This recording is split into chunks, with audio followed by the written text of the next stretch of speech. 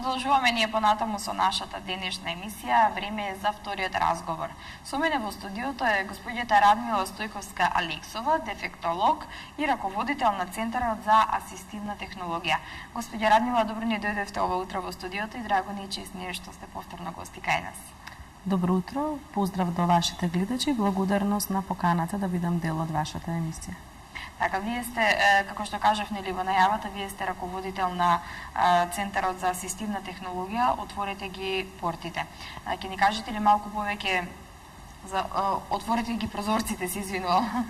Ќе ни кажете ли малку повеќе за тоа? Отворете ги прозорците е граѓанска организација која што постои од 2005 година и работи на промоција, примена и воведување на асистивната технологија во различни сегменти од општеството.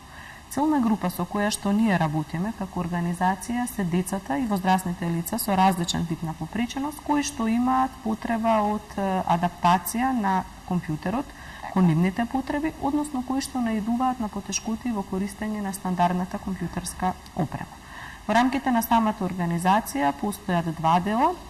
Едниот дел функционира како сервисна служба и во рамките на овој дел постои центар во кој што доаѓаат корисници со различен тип на попреченост, на различна возраст, меѓутоа критериумот, односно условот за да бидат потенцијални корисници на нашите услуги е да имаат потреба од адаптација на компјутерот и потешкоти во користење на оваа стандардна компјутерска опрема, а од друга страна отворете ги прозорците, реализира и проектни активности, тоа е оној проектен дел во рамките на кој што се трудиме да ја промовираме повеќе и да ја воведеме асистивната технологија во различни аспекти, како што спомена под општеството, со акцент во последниве години во делот на самото образование. Така, а за кого се обезбедува таа асистивна технологија? Асистивната технологија е еден поширок поим кој што опфаќа различни видови на уреди, помагала кои што ги користат лица кои што имаат потешкоти во изведување на секојдневните стандардни активности. Отворете ги прозорците, работи во еден дел од асистивната технологија, еден сегмент, тоа е компјутерската асистивна технологија и ги опфаќа сите оние уреди кои што го олеснуваат и го поддржуваат користењето на компјутер. Целата група која што може да има придобивка од оваа асистивна технологија е широка. Ние во нашиот случај работиме, како што напоменав, со лица со попреченост. Меѓутоа, асистивната технологија е одлична алатка за возрастните, постарите лица. Алатка која што може да им помогне на лицата кои што имаат различни видови на медицински проблеми и немаат можност на стандарден начин да обезбедуваат дел, односно да извршуваат дел од активностите. Во асистивна технологија како пример, односно илустрација, за да може полесно да им ја приближиме на вашите гледачи, во оној општ дел на асистивна технологија влегуваат одалките, слушните апарати, понатаму инвалидските колички, а конкретно во компјутерската информатичка асистивна технологија влегуваат уреди кои што представуваат замена за стандардниот маус, за стандардното глувче, уреди кои што ја заменуваат улогата на стандардната тастатура, значи тастатури со големи копчиња, се до пософистицирани софтверски и хардверски прилагодувања кои што се наменети за лица кои што имаат потешкоти во користење на оваа компјутерска технологија. Така, само да напоменеме дека нашите гледачи може да се јавуваат на телефонскиот број 2521 003. Драги гледачи, доколку имате прашање до нашата гостинка, можете да се јавите. Да продолжиме ние понатаму. Ајде малку околу центарот, како функционирате, како функционира центарот, да објасниме. Центарот ја представува сервисната служба на отворете ги прозорците и во него работи професионален тим кој што е составен од 4 дефектолози и еден информатичар.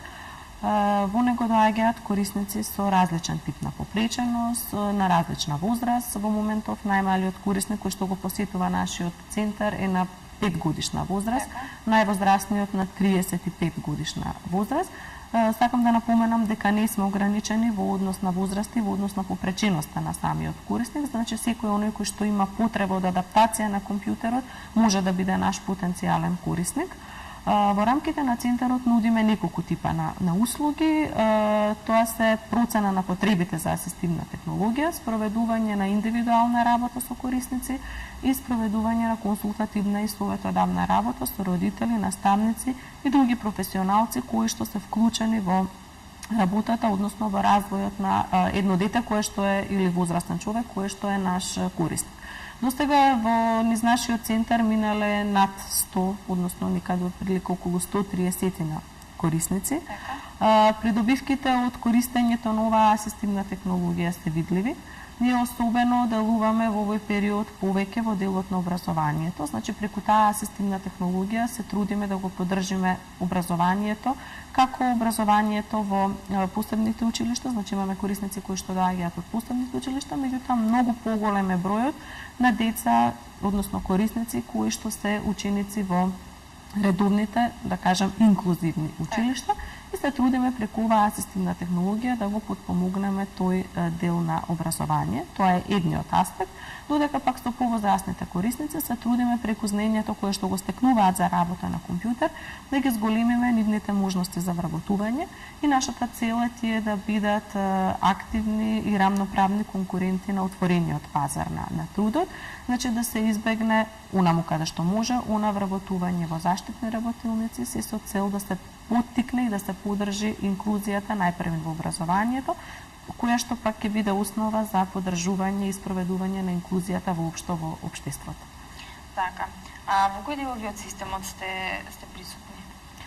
Неколку пати напомена, во последниве неколку години ние сме особено активни преку оној проектен дел од кој што се реализира во нашето здружение, во нашата организација во образованието. Станува збор за проект кој што го спроведуваме со поддршка од УСАИД, наречен е проект за пристапно образование. И нашата цел е повеќе да ја воведеме оваа асистивна технологија во редовните основни училишта. Овој проект стига ја започнува втората фаза. Во првата фаза вклучивме 21 основно училиште редовно од Македонија, во кое што училиште врз основа на едно национално истражување кое што го направивме, ги детектиравме потребите од асистивна технологија. Значи тоа беше еден, можам да кажам, долготраен, меѓутоа исцрпен процес, каде што преку истражувањето направивме првична селекција на 40 на училишта во кои што спроведовме теренска поседа и од нив селектиравме 21 училишта, каде што ја обезбедивме оваа асистивна технологија, значи училиштата добија комплети на асистивни уреди кои што опфаќаат неколку асистивни уреди, вклучувајќи џојстик, тракбол, кликови, тастатура со големи копчиња. Исто така до училиштата беше спроведени софтвер кој што го потпомага и го олеснува усвојувањето на наставните содржини, како и обука во која што беа вклучени наставници, членови на стручните служби, ги вклучивме и родителите, и исто така беа вклучени и представници од релевантните институции, како што е Бирото за развој на образование, а се трудевме, всушност и успеавме да ги вклучиме и локалните самоуправи, односно општините. Така. Веќе спомнавте дека сте присутни нели во проектот на УСАИД, како се одвива понатаму? Така. Значи, јас напоменав малку за првата фаза од проектот, ние сега продолжуваме со реализација на втората фаза. Промената во однос на она што беше претходно правено и кон она што продолжуваме е ставање на акцент на една индивидуализација.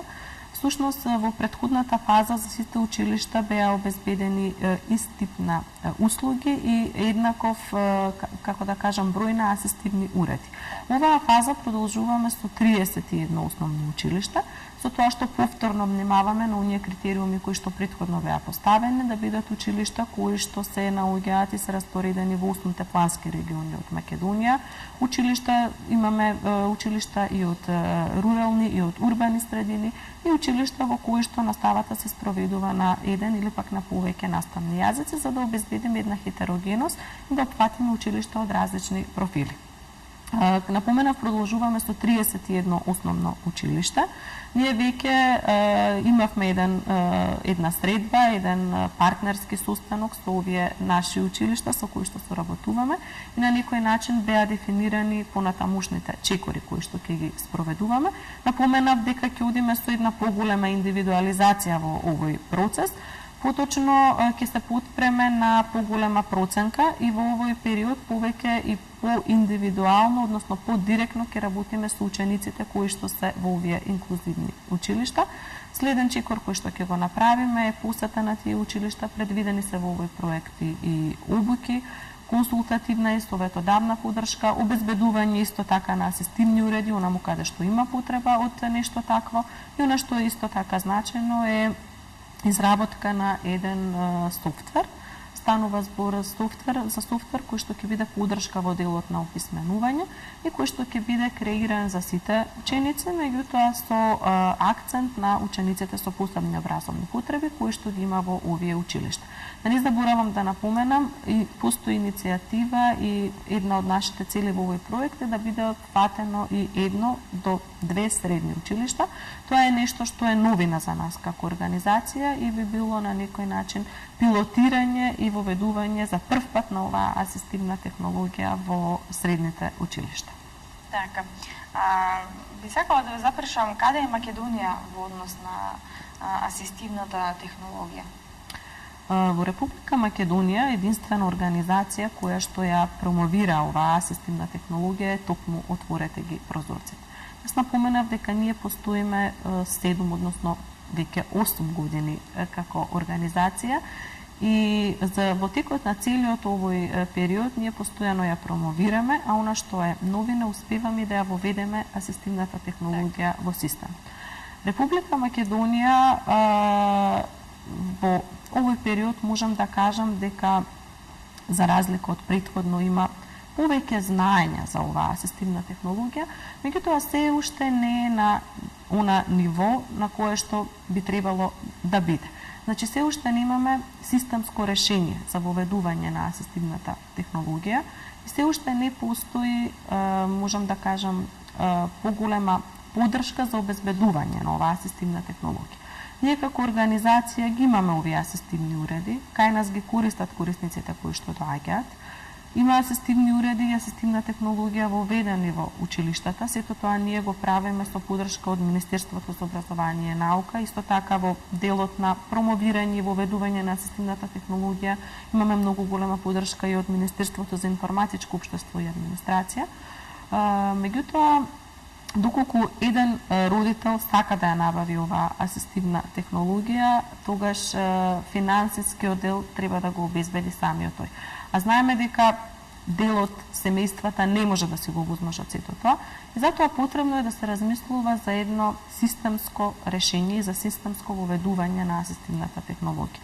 Во делот на препознавање, можам да кажам, во делот на знаење за асистивната технологија постои напредок, меѓутоа имаме уште многу чекори да изодеме, затоа ни е потребна и поддршка од релевантните институции за да се овозможи едно системско решавање или пак системско разгледување на ова, можам да кажам, многу битно прашање. Она што е напредок е самата, постои напредок во делот на компјутеризација и дигитализација на општеството. Ние како држава во делот на образованието имаме еден многу значаен и многу убав проект, тоа е компјутер за секое дете. Меѓутоа, компјутер за секое дете без оваа асистивна технологија не би можеле да кажеме дека навистина е тоа. Трендот кој што го наметнува самата инклузија на поголемо и поголема бројност и поголемо вклучување на децата со посебни образовни потреби во образованието, ја наметнува и потребата од обезбедување на оваа асистивна технологија. И тоа е само еден аспект. Асистивната технологија е одлична алатка која што наоѓа примена буквално во сите сфери на општеството и таа треба да биде пристапна и достапна за лицата со попреченост, за да би можеле да ги остварат своите функции и од друга страна пак и своите права во сите делови и сите области од нивното секојдневно живење. Така, ме интересира каков е напредокот кај со асистивните елементи кај корисниците на тие елементи.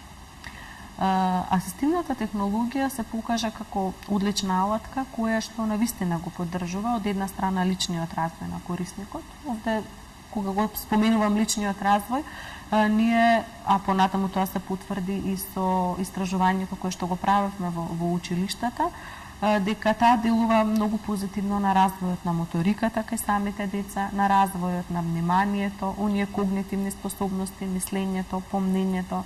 Понатаму одлично делува на развојот на говорот, комуникацијата и на некој начин и на самата интеракција. Освен врз личниот развој, асистивната технологија е многу добра алатка која што го поттикнува и го поддржува воспитно-образовниот процес.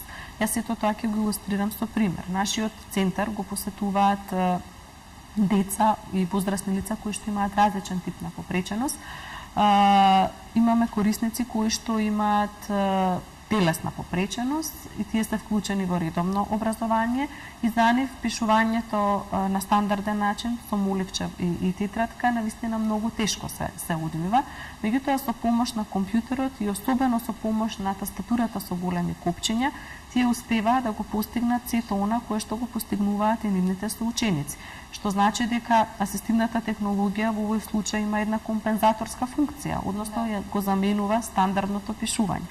Понатаму, асистивната технологија кај многу ученици овозможува да на еден нестандарден и малку поинаков, можем да кажем и на поинтересен начин, да усвојат одредени содржини. Ние имаме корисници кои што, например, имаат потешкоти во делот на цртањето на стандарден начин, постојат програми кои што го олеснуваат сето тоа. Понатаму во делот на изработка на различни училишни проекти. Се покажа дека компјутерот со помош на оваа асистивна технологија понекогаш е многу повеќе потребен и многу повеќе доведува до придобивки кај лицата со попреченост отколку кај лицата кои што немаат никаков тип на попреченост. И секако ефектите од позитивната примена на оваа асистивна технологија не доаѓаат само од нашиот центар. Сето тоа е документирано и потврдено и со она што е добиено како податок и од самите училишта. Така. Сега нели зборуваме дека тоа вродува со напредок кај самите корисници, меѓутоа дали може да се набави за дома и колку е тоа достапно? Јас напоменав дека за жал кај нас во Македонија во моментот не постои пазар каде што може да се набават овие асистивни уреди. Ние како организација може да помогнеме во делот на посочување или онаа проценка за соодветен асистивен уред и посочување на местот каде што истиот може да се набави. Оно што го правевме како улеснување за самите родители, за нашите корисници е адаптација на дел од уредите и нивна изработка во нашиот центар, се со цел да овозможиме една финансиски подостапна алатка која што би можел секој да се ја обезбеди. Значи, нашата цел не е само децата и возрастните лица да ја користат асистивната технологија во нашиот центар. Тогаш целиот тој процес би немал континуитет и не би бил комплетен. Тие имаат потреба да асистивна технологија, како што напоменав, дома, во училиште, понатаму и на работното место. За жал, кај нас, повторно ќе напоменам, не постои пазар каде што може да се набави оваа асистивна технологија, меѓутоа може да се набави од европските држави, може да се набави и од Америка. За жал, чини многу и она е тоа што е во моментов, можам да кажам, потешкотија. И затоа кога зборував за системското решавање на ова прашање, меѓу другото, еден од аспектите е и формирање на некаков фонд со кој што ќе може државата да го потпомогне набавувањето на тој асистивен уред, а уште подобро е кога во иднина, би сакале ние да биде тоа многу блиска иднина, постојат фирми, компании кои што би се занимавале со сето тоа или би ја изработувале или пак би ја набавувале оваа асистивна технологија и би ја обезбедиле и на нашиот пазар, односно во нашата држава. Да биде подостапна. Така, за сите. Така, господје Радмила, каде може да ве најдат заинтересираните ве гледачите и сите оние други? Секој кој што има потреба од отворете ги прозорците, може да не најде во лептокарија. Ние се наоѓаме во една пристапна зграда која што се наоѓа веднаш карче поликлиниката Букурешт. Меѓутоа може да се јават и на нашиот телефонски број 30 68 630. Центарот работи секој ден од 8 до 16 часот. Достапни сме за сите оние кои што имаат потреба од нас и јас ги поканувам вашите гледачи да не исконтактираат доколку сметаат дека отворете ги прозорците може да ги поддржи нив или пак нивните деца во нивниот развој. Така. Јас ви благодарам за денешното гостување. Доколку има уште нешто да додадете, нешто што не кажавме во текот на разговорот, слободно повелете. Ви благодарам и на вашата покана. Јас мислам дека за вашите гледачи обезбедивме барем едно првично информирање за оваа асистивна технологија. Мислам дека ги исцрпивме сите теми, она што се наши тековни активности, да, и јас се надевам дека за сите наши активности понатаму вашите гледачи ќе бидат информирани и повторно би ги поканила доколку има некој кој што е заинтересиран и има потреба од нас директно да ни се обрати, па би можеле да поразговараме и во нашите простори. Благодарам. Така, ви благодарам уште еднаш, а ние одиме понатаму, следува кратка пауза, па потоа се враќаме повторно во студиото.